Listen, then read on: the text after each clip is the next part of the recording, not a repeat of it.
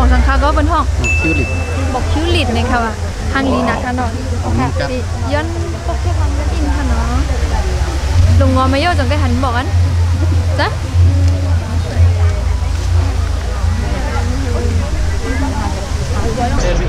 สินค้ามาชุ่มก็ค่ะเอาค่ะมื้อในก็ค่ะมาถึงไปอยู่ที่ป้อย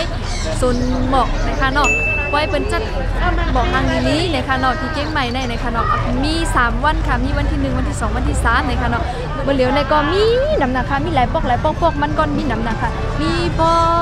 สุดตางอนะคะเนาะเขาจะจัดไว้ตีนั่งตีปอกหนึ่งตั้งปอกหนึ่งเนี่ยก็เขาจัดเหมือนกันค่ะเนาะ1ทีจัด1มิ้วค่ะเนาะบอกก็หางดีหางผาหางมันคุกกาคุเฮิร์นเนี่ยค่ะเนาะแล้วก็ตั้งกินตั้งเยี่ยมตีปอกเผอปอกเลออันเดิมมีจิเสียงใหญ่เนี่ยก็เขาได้มาจัดเฮ็ดเนี่ยค่ะเนาะแล้วก็โคไตก็มีแน่โอเคโคไตก็มีเนี่ยค่ะโคไตเนี่ยเป็นลักแดงเนี่ยค่ะลักแดงเป็นหลวงดังปุ่นค่ะเนาะอันไหนดอยเตาดอยเตาเนี่ยค่ะว่าดอยเตามีของกินนึงเลยสั่งก็มาขายนั่นน่ะมีของกินสั่งเนี่ยก็เขาได้มาขายคุณมิ้วค่ะเนาะแล้วก็ตีจัดเฮ็ดบอกในมี2ตีค่ะเนาะตีพักตาเต้ก็จัดเนี่ยค่ะเนาะแล้วก็ที่ในที่สั่งค่ะก็เอาสวนโพหาดเนี่ยค่ะเนาะที่ในก็จัดเลยค่ะตีพักตาเต้ได้มันเดี๋ยวมีไว้จัดไว้ทางนี้บอกทางนี้ตอนตัดเดไทยแค่พางเนี่ยค่ะเนาะตอนตัดเดไทยแค่พางนี้เขาจัดหมอกไว้เข้มๆเนี่ยค่ะเนาะเป็นการตีสวนโพหาดในมันเดี๋ยวมีเป็นเด็กขี่รถแล้วก็ขี้เข่งนะขี้เข่งทางนี้กันขี้เข่งหมอกทางนี้หมอกตีจัดจม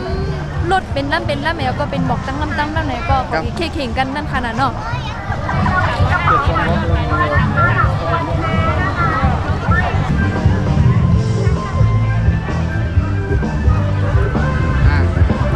โอเค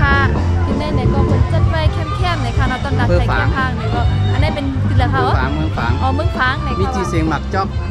อันนี้เมืองฝางมีจีเสียงหมักจ้องเนี่ยก็เขาได้เอามาหมักจ้องมาขายเนี่ยค่ะเนาะอันนี้ก็เขาได้จัดไว้ทางนี้ตอนดาเป็นมาไทยแค่พางเนี่ยค่ะเนาะค่ะเร็วก็ไทยแค่พางกับ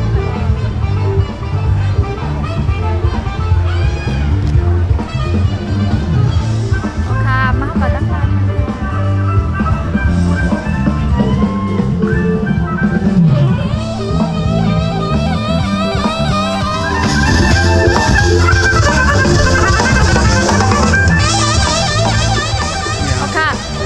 เป็นอำเภออันนั้นเป็นอำเภอเสมิงเนี่ยค่ะเนาะเขาจะมีต้นหมอกเขาจะซ้อมไว้ผูกไว้สตรอเบอรี่เนี่ยค่ะเนาะเขาจะผูกสตรอเบอรี่น้ำหนักค่ะเขาก็มีที่เซ็กสตรอเบอรี่นั่นขนาดนั้น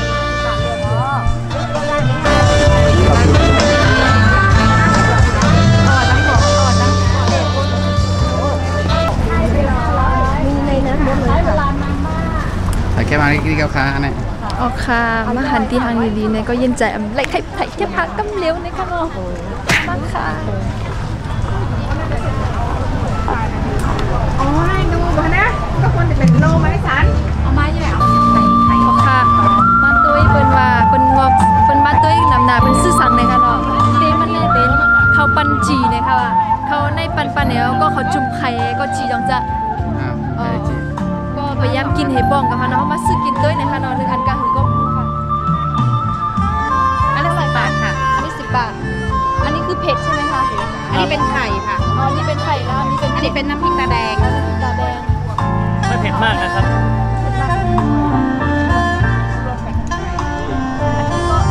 ใช่ไหมฮะอุ่นๆเลยครับว่าเนี่ยคนเอาเร็วอ๋อค่ะไปเอาเย็นไม่ไผ่อ่ะเดี๋ยวมาอุ่นกัน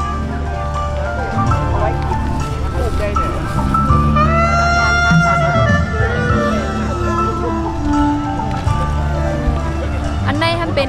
ไข่โยตังในมันหนูจะของไข่จีฮะเป็นไข่จี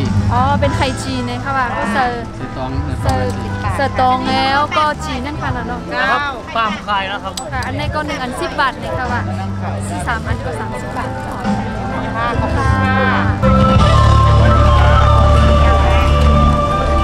ะกินด้วยเนี่ยก็มันก็เหมือนข้าวเหนียวจีค่ะเนาะแล้วก็มันเดี๋ยวมีเผ็ดๆก้อนดีไข่เนี่ยก็มันเดี๋ยวเป็นไข่ค่ะเนาะแต่อันนี้มันเป็นอันเผ็ดก็มันเดี๋ยวเผ็ดอินค่ะเนาะก็พยายามกินเนี่ยก็กินด้วยค่ะเนาะก็หวานอยู่ค่ะทางนี้นะค่ะด้วยอะไรมาไหนลูก ก่อนที่เขาไข่โค้ยก็เป็นเสิร์ฟนั่นเราก็กระแตเนี่ยเขามัดตั้มแล้วก็เขาจะเอาบอกมาเฮ็ดกระโปรงมันค่ะเนาะนี่นะคะ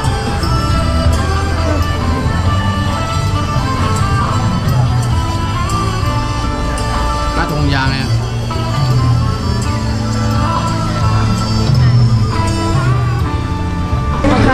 จอมเจอแถวจอมเจอในก็จะเป็นอันขายหมอกมุ่นๆเลยค่ะเนาะเพราะว่าเผอคันไล่เผอใครซื้อเนี่ยก็ซื้อกับผูกกระเฮิรซื้อกับซ้อมกระเฮิรทางลิลีจะทางลิลีก็ไล่เนี่ยค่ะเนาะเผอสนใจหมอกอันเลยมีผู้เมียวค่ะเนาะ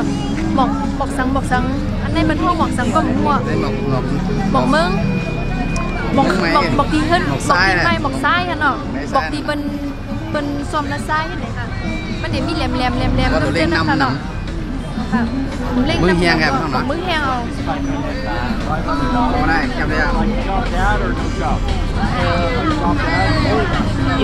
It's like a lot of sunlight. Like lots of sun.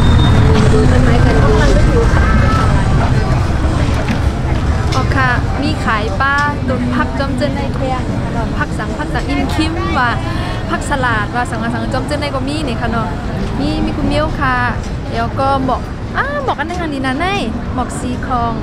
สีชมพูเป็นห้องบอกสังนั่นอันไหนน่ะอันในหนึ่งต้น180นะคะล่ะ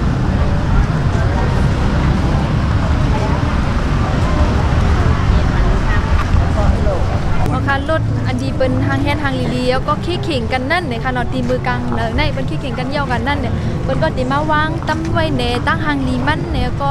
ให้กุ้นมาแหลกกุ้นมาเตยมาพวกแค่ทางจอบเนี่ยค่ะเนาะทางลีนะคะอันไหน นี่เป็นทางจับปลาเนี่ย ทางเจ้าพระค่ะ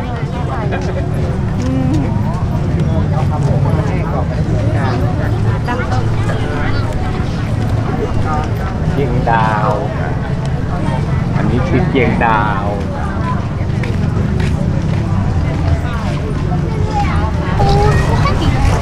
ถ่ายอะไรป๊าป๊าไม่เข้าใจ จะโพสแล้วนะครับ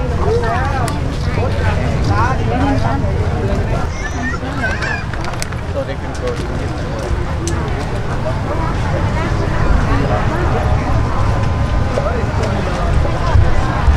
ตุ้ยคานาเป็นเฮ็ดหมอกในต่อเป็นเดเฮ็ดออกไล่ในคานาต่อเป็นเดเฮ็ดยาวในหยาบหนาในคานาอันนี้เป็นหมอกพึ่งกันเนี่ยเขาเฮ็ดไว้เอาหมอกพึ่งเฮ็ดไว้เขาใน ทางจ้างไว้ค่ะเนาะ เป็นทางจ้างค่ะเอาหมอกพึ่งเนี่ยเป็นสีกำคานาแต่ตั้งได้มันเป็นสีเหลืองในคานาแล้วก็ซ้ำเสิร์ฟปลาเคียงเที่ยงในคานาจะรู้ไฮโบเฮ็ดยาวเป็นตัวในเป็นเฮ็ดติ๊กๆลอกๆเฮ็ดไฮโบไล่ในเฮ็ดหยาบนะคานา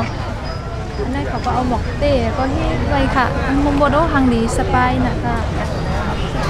นี่แหละเนาะเนี่ยไม่ออนชนะหรอกแต่จะเป็นยังไงแต่เป็นเหมือนทางจ้องไหนคะเนาะเป็นเหมือนทางจ้องไหนก็เอาหมอกเฮ็ดไว้ดีๆมดๆค่ะเช่นน่ะค่ะเอาหมอกพึ่งค่ะเนาะที่เหลืองๆที่เป็นหมอกพึ่งกันนั้นค่ะหมอกพึ่งไง4 โมงต้องเที่ยงนั่น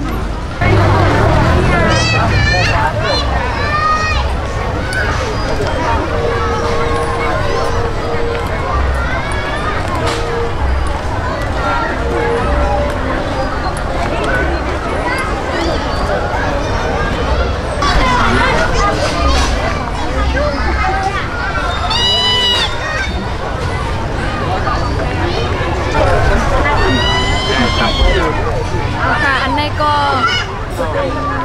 จะเป็นให้ทางเหมือนลูกอ่อนจ้องแล้วก็เสิร์ฟหูเสิร์ฟอะไร อังเงินเจอลูกอ่อนว่ะอังเงินเจอลูกอ่อน จอยตันลูกอ่อนนะคะว่า มีปอมีเม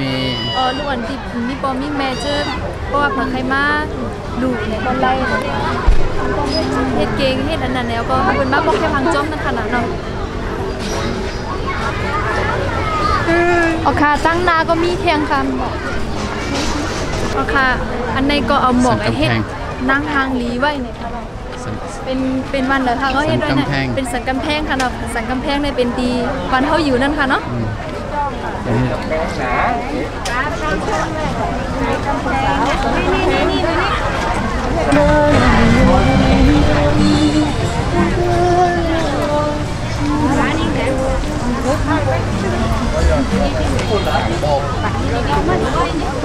เป็นก้นเมืองนอกจะได้ก็มันนำนะคะเนาะว่าเป็นตุลิท่าว่าเป็นฝรั่งว่า เขจอมเจนในก็เป็นมาแหล่ด้วยน้ำหนักนะคะเนาะคนเมืองไทยเนี่ยก็เป็นก็จมค่ะเนาะว่าพอมีปล่อยหมอก1 ปีเป็นเฮ็ด1 ปองเนี่ยก็ก็จมแล้วก็สิเลยมาปอกแค่ทางจอมอันที่เป็นจัดเฮ็ดไว้ทางลีนั่นเนี่ยค่ะเนาะต่อเปิ้นบ่ได้จัดเฮ็ดไรในก็มันก็อยากค่ะเนาะถ้าบ่ไรในมันก็เฮ็ดยำนะคะน้องรับสื่อเบิดมือล่ะทางคุณมิ้วค่ะมันเนาะอยู่เราสื่อมือน้องหรือว่าอยู่ฝั่งไหน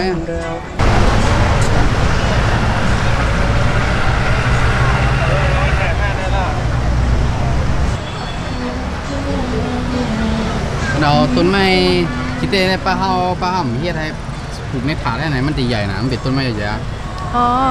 เขาตั้งใจมาปลูกไว้ตีเนอร์ปลูกในให้มันใหญ่ๆพวกนั้นน่ะเขาตั้งใจเอามาปลูกไว้ตีเนอร์อ่างอันไหนเนี่ยค่ะเราอยากให้มันใหญ่ต้นแต่มันเด่นใหญ่เนี่ยค่ะเนาะเพราะว่ามันปลูกตะลินเนี่ยก็มันเดหักมันเดยาวเข่าลึกๆไอ้ก็มันเดต้นใหญ่นั่นค่ะเนาะอันไหนก็เขาได้ปลูกไว้ตีเนอร์ถัดเล็กๆเนี่ยก็มันก็ได้ใหญ่ค่ะแล้วก็มันจะเป็นเล็กๆแล้วก็เหมือนทางต้นใหญ่ขึ้นมาเนี่ยค่ะเนาะอันไหนปอกอันไหนก็เป็นปอกกำ43เนี่ยค่ะเนาะทนเต็มเขาเห็นมาในมี43รอบเนี่ยค่ะ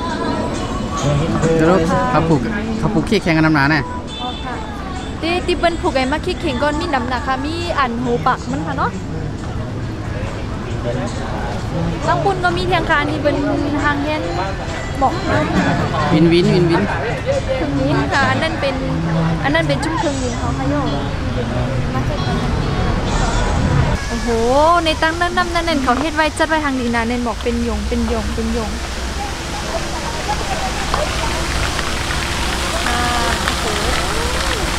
างนี้นะคะทางนี้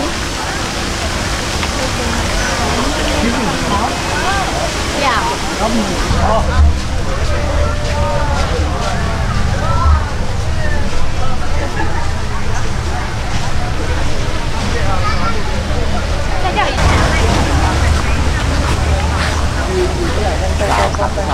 ค่ะตัวกะตั้งเลยก็เป็นหมอกกระโมดในค่ะเนาะฮังลีนาเกียกใจนะคะตัวกะตั้งเลยก็มีหมอกคือจนหมอกกระโมดในค่ะนะโอ้ยในหมอกอันไหนฮังลีไหนในหมอกคิวลิบอะหมอกมันกันขยอันที่ว่าหมอกมันกันหมอกคิวลิบไปยังหันนี้ก็ให้ค่ะหมอกแค่พันกับค่ะเนาะฮังลีนะโอ้สีมันก็มีสีเหลืองสีของสีกำสีขาวสีแดงเนาะมีเขียวค่ะสีส้มจังๆเลยค่ะเนาะคิวลิบ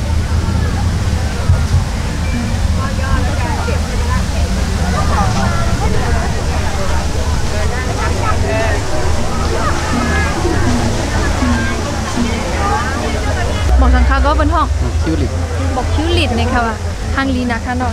ค่ะย้อนพวกแค่ทางกันอินค่ะเนาะลงงอไม่ย่อจังได้หันบอกอันจ้ะ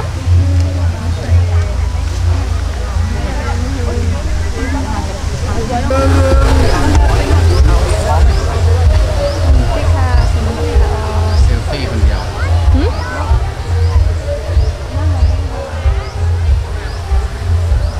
เซลฟี่คนเดียวเหรออ๋อค่ะปอหังกอยตอนตาดีลงเนี่ยค่ะซึ่งค่ะเมื่อเรียนมันมีอยู่ที่สมองค่ะอ๋อที่เป็นเห็ดกอยหมอกนะคะทางนี้นะคะยังเหมือนแค่นั้นเลยอ่ะแล้วก็เขาเล่นหันจ้องในคณะทางนี้นะคะค่ะส่วนในเนี่ยเพราะว่ามือไปเปิ้นไปเฮ็ดกล้วยหมอกเนี่ยก็เปิ้นได้มาเรียนมาแหลกันอยู่ตาซีนี่ค่ะเนาะบางชื่อก็มานั่งเล่นบางชื่อก็มานั่งเอ็นแห้งบางชื่อก็มาเรียนโยคะเนี่ยคนใดก็มาเรียนก็เป็นกล้วยนั่นเป็นเฮ็ดกันอยู่ค่ะเนาะเป็นเฮ็ดกันว่ะจะเป็นเฮ็ดโยคะอยู่เขา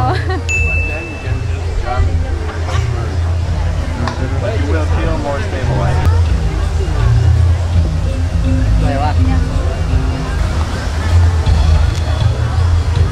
อันไหนก็มือเหลียวก็เขาเปิดไฟเอาค่ะที่นี่จะเป็นทางไฟสีน้ำเงิ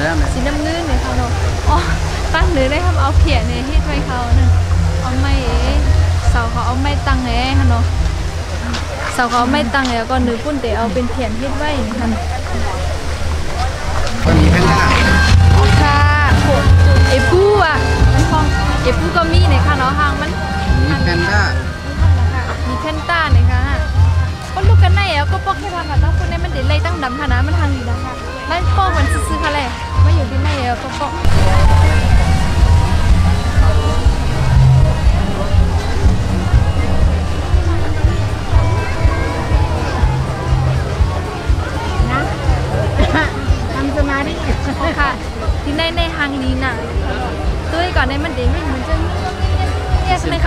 เหมือนจะเซนต้า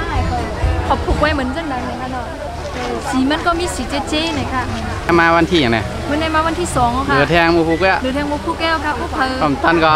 ผู้เพอที่บ้านเนี่ยก็มาไว้ค่ะเนาะก็มาเด่นตันบางม้อยอ่อนเลยค่ะ ความ เนาะ ตันก็พูดนะเนาะปีหน้า ปีหน้าผมตันปีนี้ก็ปีหน้าตอนตากคาได้ตั้งในเข้าไอปีค่ะนะปีเงี้ยวปีได้ ปีแรกเลยเนาะ มันเลยออกอยู่ต่างตีต่างเมืองอยู่ค่ะมันมังยาป้อยอันนี้ใส่ก็มีปีแนวค่ะปีในก็อะไรมังยาป้อยแล้วก็จมนะคะก็มีดังซื้อใจค่ะเนาะแล้วก็เลยมาไทยให้ก้นอันดีแต่งก็ค่ะเตรียมไปเลยมาเตรียมไปเลยหันเนี่ยก็เลยหันจ้อมกันนั่นขนาดเนาะ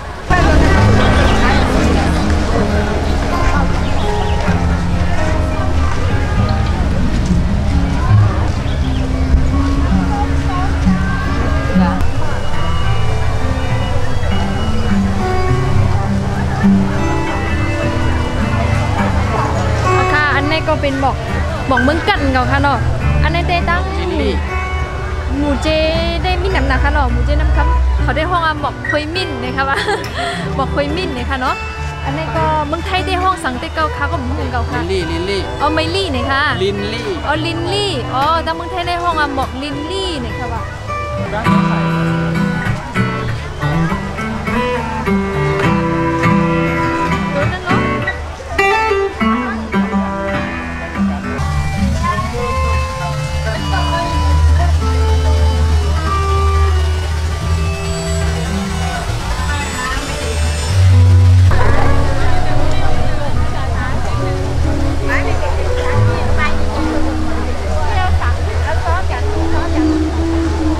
อันนี้ก็เป็นห้องว่าหมอกซอยไก่นี่ค่ะว่าทางดีนะคะเนาะมันจะเป็นเลี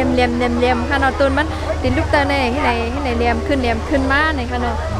หมอกมันค่ะติให้ไหนเลียมไว้ค่ะเนาะมี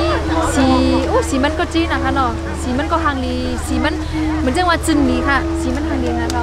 สีแดงก็แดงแห้งสีกำเนี่ยก็กำแห้งนี่ค่ะเนาะนั่นทางดีนะคะแล้วก็สีส้มก็มันส้ม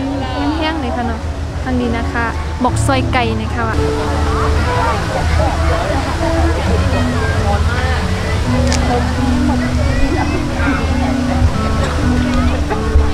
อันนี้จะเป็นเขาเฮ็ดไว้เหมือนจังหวะสีคองให้มันเป็นสีคองเลยค่ะเนาะทางนี้นะคะอันนี้เขาเฮ็ดไว้เป็นเหมือนจังหวะให้มันเป็นหมอกสีคองตั้งมุ่นๆนะคะเนาะมันจะเป็นของจังๆของเข้มไหนก็มันล่อกันมุ่นๆเลยค่ะเนาะมันทางนี้นะคะเข้มทางไงอินกันสนาม